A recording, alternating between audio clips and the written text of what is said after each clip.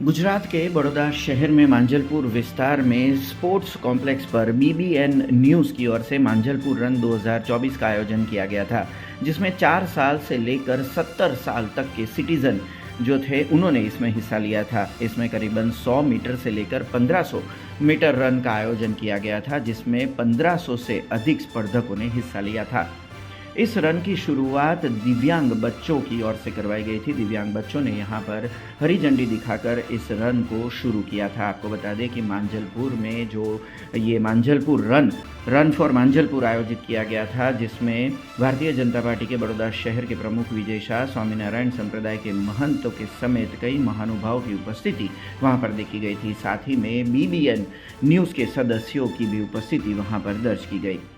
News Vadodara ने 2 વર્ષ પૂર્ણ થયા છે તે નિમિત્તે સામાજિક પ્રવૃત્તિના ભાગરૂપે આજે સુંદર મજાની મેરેથોનનું આયોજન કરવામાં આવ્યું છે। સાથે સાથે જે લોકો દિવ્યાંગો છે એમના માટે વિશેષ રીતે આજે આ કાર્યક્રમ ફંડ રેઝિંગ ઇવેન્ટ તરીકે પણ આયોજન કરવામાં આવ્યું છે।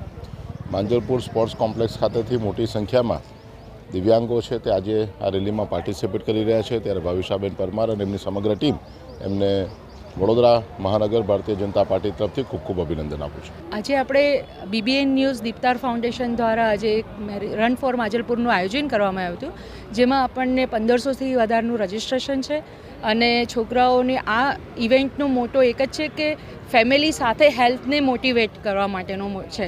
સો આપણે એમાં 4 વર્ષથી લઈને 70 વર્ષ સુધીનું રજિસ્ટ્રેશન કરાવડાયું છે, તો જે કરીને ફેમિલી સાથે લોકો દોડી શકે।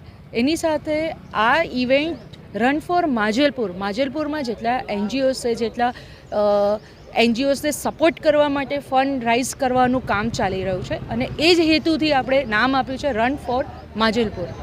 આજેની ઇવેન્ટમાં ફ્લેગ ઓફ કરવામાં આવશે। જે બ્લાઇન્ડ ગર્લ્સ છે, બ્લાઇન્ડ દીકરીઓ છે આપણી, એમના દ્વારા તથા ડોન બોસ્કોના જે અનાથ આશ્રમના છોકરાઓ છે એમના હાથે ફ્લેગ ઓફ કરીને આપણો આ પ્રોગ્રામ ચાલુ કરવામાં આવે। આપણે આ આયોજન બીબીએન ન્યૂઝ તરફથી 2 વર્ષથી કરવામાં આવે છે।